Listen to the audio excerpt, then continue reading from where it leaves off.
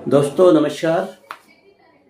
दोस्तों मैं आज आपसे चर्चा करूंगा कि हम लोग जो यूजुअली घर में वास्तु को जो फॉलो करते हैं, वास्तु का जो मूलतः सिद्धांत है, जिन चीज़ों को फॉलो करते हैं, कभी कभी क्या होता है कि ये अव्यवहारिक भी हो जाता है। तो आज वास्तु के अनुसार मैं ये प्रकाश डालूंगा कि व्यवहारिक वास्तुशास्त्र और वास्तु सूत्र क्या होना चाहिए एक घर के लिए। तो बस मेरी इस वीडियो को ध्यान से देखिएगा, इसमें आपको बहुत सारे क्लैरिफिकेशन मिल जाएंगे।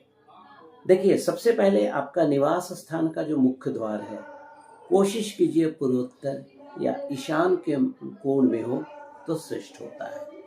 वैसे अगर कोई मजबूरी हो तो इसे पश्चिम के आग्नेय कोण में या पश्चिम वायव्य कोण में भी बनवा सकते हैं, ऐसा है। दूसरा, पूजा स्थान में जो ईशान कोण पूजा के लिए आप लोग बनवाते हैं, इस तरह से बनाएं कि पूजा करने वाले का मुख पूरब की ओर हो और देवी देवताओं का जो मुख हो वो पश्चिम की तरफ हो। तो ये जो पूजा का जो मंदिर या पूजा का जो स्थापना होगा, ये आपके लिए अति उत्तम कहलाएगा। शयन कक्ष, आप किसी भी कमरे में रहते हो, हमेशा कोशिश कीजिए साउथ और वेस्ट का जो कोना है वहीं पर ही पलंग का प्लेसमेंट करें, क्योंकि वास्तु के अनुसार साउथ वेस्ट का जो कोना है वो भारी होना चाहिए। और अगर आपका पूरा प्रेमाइसेस में देखेंगे तो साउथ वेस्ट का जो डायरेक्शन है उस दिशा में ही अपना बेड रखिए। एक बात और भी ध्यान रखिए, बहुत सारे घरों में मैं देखता हूँ एक कतार में दो दरवाजे पड़ जाते हैं, ये नहीं होना चाहिए। एक कतार में दो कमरा भी नहीं होना चाहिए। होता क्या है ना कि दो कमरा या दो दीवारें, दो दरवाजे एक लाइन में है, तो जो एनर्जी का प्रवेश होता है, नेगेटिव पॉजिटिव दोनों, तो ये डाइवर्सन हो जाता है। ये आपके हेल्थ, आपके फाइनेंस और इन चीज़ों के लिए अच्छा नहीं माना जाता है। रसोई घर जो है कोशिश कीजिए हमेशा साउथ ईस्ट में बनवाने के लिए। और गृहिणी का जो मुख है, खाना बनाने के समय हमेशा पूरब दिशा की ओर हो। ये छोटी छोटी बातें हैं जो आप अपने घर में अप्लाई कर सकते हैं। स्नान गृह, जो आपका बाथरूम है, टॉयलेट नहीं बाथरूम, अगर ईशान कोण में हो या ईस्ट में, सॉरी ईशान नहीं ईस्ट में हो तो इट इज़ बेटर, ठीक है। सीढ़ियों के नीचे बहुत से घरों में मैंने देखा है पूजा का मंदिर बना, नहीं, भूल के भी नहीं। सीढ़ी मतलब हेवी चीज होता है, वो वेट वेयरिंग करता है। तो अगर आप सीढ़ी रखते हैं, सीढ़ी के नीचे भगवान का प्लेसमेंट करते हैं या मंदिर बनवाते हैं, तो ये आपके हर दृष्टि से अच्छा नहीं माना जाएगा। बैठक या ड्राइंग रूम का दरवाज़ा कोशिश कीजिए उत्तर या पूर्व में होना चाहिए।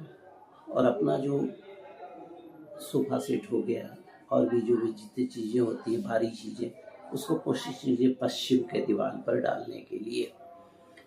और बेसमेंट जो आपका फ्लोर का होगा, अपने घर का होगा, भूल के भी साउथ या वेस्ट में नहीं बनवाइएगा, सिर्फ ईशान कोण में बनवाइएगा, नहीं तो ये आपके लिए बहुत सारे प्रॉब्लम लेकर आ जाएगा, ठीक है। अब टॉयलेट में सीट की जो दिशा होती है वेस्टर्न साइड में वायव्य कोण में होना चाहिए। वायव्य कोण कौन सा हो गया? नॉर्थ और वेस्ट का कोना हो गया, थोड़ा सा हट के होना चाहिए, ये अच्छा होगा आपके लिए। और अपने घर में जो टेलीफोन है उसे कोशिश कीजिए साउथ वेस्ट के कोना में नहीं रखने के लिए, नॉर्थ वेस्ट के कोना में नहीं रखने के लिए, साउथ ईस्ट में रख सकते हैं, नॉर्थ ईस्ट में भी आप रख सकते हैं। सीढ़ियाँ जब भी बनवाएं तो एक बात हमेशा ध्यान रखें, सीढ़ी की संख्या सम नहीं होनी चाहिए, विषम होनी चाहिए। जैसे 3 हो गया, 7 हो गया, 11 हो गया, 13 हो गया। मेरा कहने का मतलब कि 2 से डिवीजन नहीं होना चाहिए अगर सीढ़ी आप बनवा रहे हैं तो। और सीढ़ियों की जो दिशा होगी वो लेफ्ट टू राइट होगी, राइट टू लेफ्ट नहीं होगी। राइट टू लेफ्ट अगर सीढ़ी रखना भी है तो आप घर के बाहर इसको रख सकते हैं। तो दोस्तों, ये था कि व्यवहारिक वास्तु सूत्र घर में आप कैसे अप्लाई करेंगे। लेकिन अगर आपका कोई व्यापारिक प्रतिष्ठान है तो उसके लिए भी कुछ चीज़ें, कुछ पॉइंट्स मैं आपसे डिस्कस करूंगा। देखिए, दुकान में पूजा स्थान जब भी रखिए ईशान कोण, और फर्नीचर या अलमारी साउथ वेस्ट में रखिए, और अलमारी का जो मुख होगा हमेशा नॉर्थ की तरफ खुलेगा। कारण क्योंकि नॉर्थ में कुबेर का निवास होता है, और जो स्वामी जो बैठेंगे वो साउथ वेस्ट में बैठेंगे, और उनका जो फेस होना चाहिए दैट वुड फेस नॉर्थ। उसके अलावा व्यापारिक स्थल के लिए नॉर्थ ईस्ट का अगर बढ़ा हुआ भूखंड हो तो अति उत्तम।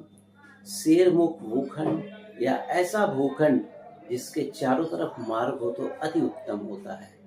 और लेकिन उत्तराभिमुख भूखंड सबसे लाभदायक होता है। व्यापारिक प्रतिष्ठानों में नॉर्थ ईस्ट भाग जो होता है साउथ वेस्ट से हमेशा नीचे होना चाहिए। ऐसे समझिए, अगर ये साउथ वेस्ट है ना तो आपका नॉर्थ ईस्ट इस तरह से स्लोप होना चाहिए। ये आपके लिए अति उत्तम कहलाएगा।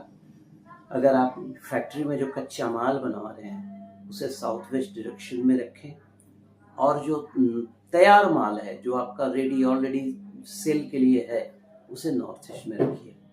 उसके अलावा प्रतिष्ठानों में सेकंड स्टोरी दक्षिण पश्चिम में तथा पीने के पानी की व्यवस्था नॉर्थ ईस्ट या नॉर्थ वेस्ट में रखें।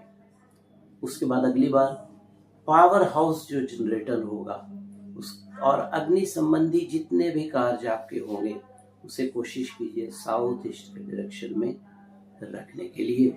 और पानी का जो प्रबंध है उसको ईशान कोण में करें। और जो एडमिनिस्ट्रेटिव बिल्डिंग होगी जहाँ से आप सारे पेपर्स वगैरह, पेपर वर्क वगैरह, फिनांस वगैरह करते हैं, उसको कोशिश कीजिए कि नॉर्थ डायरेक्शन में मुख्य मार्ग जो आपका होगा नॉर्थ वेस्ट के कोना में हो तो it will be better. North west मतलब ये वायव्य कोण हो गया। और फैक्ट्री का जो स्टोर होगा वो जब भी होगा तो साउथ वेस्ट में होगा, और जल का जो ओवर टैंक होगा वो नॉर्थ वेस्ट के जो हेड होगा ऊपर में वहां पे आप करेंगे। भारी मशीनरी साउथ वेस्ट में रखें आप। कर्मचारी की जो कॉलोनी आप बनाएंगे उसे नॉर्थ वेस्ट में बनवाइए तो अति उत्तम होगा। तो ये तो सारी बातें हो गई दोस्तों। अब आइए हल्का सा ज्योतिषीय विवेचना भी कर लेता हूँ वास्तु के अनुसार। क्योंकि वास्तु में हम लोग सबसे पहले घर को देखते हैं, मकान को देखते हैं, और जो भूखंड है उसकी एनर्जी देखते हैं। तो ज्योतिष के अनुसार जो घर या मकान, उन चीजों का कारक क्या होता है? शुक्र होता है। उसके अलावा जो हाउस होता है जीवन पत्री के अनुसार वो चतुर्थ घर होता है। तो कुंडली का जो चतुर्थ घर है, नवांश का जो चतुर्थ घर है, चतुर्थ घर का जो स्वामी है उसकी दृष्टि, उसके अलावा जो षडबल में और षोडश वर्ग में चतुर्थ का जो स्वामी है उसकी क्या स्थिति है उसका अवलोकन करना चाहिए। चूंकि पृथ्वी को भी हम लोग डील करते हैं ना, अर्थ को, इसका जो ग्रह होता है वो मंगल होता है।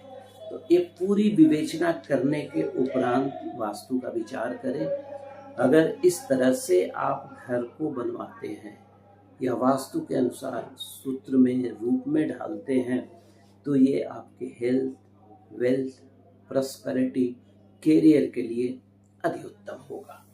तो दोस्तों ये था एक छोटा सा मेरा वीडियो जिसमें मैंने कोशिश की कि घर के लिए और व्यापारिक प्रतिष्ठानों के लिए किस तरीके से आप वास्तु सूत्र के अनुसार ऑर्गेनाइज कर सकते हैं। अगर आपको मेरा वीडियो अच्छा लगे तो लाइक कीजिएगा, सब्सक्राइब कीजिएगा, बेल आइकन दबाना मत भूलिएगा सो दैट मेरा कोई नया वीडियो आए तो I can produce for you. Thank you very much for watching my video. Thank you very much.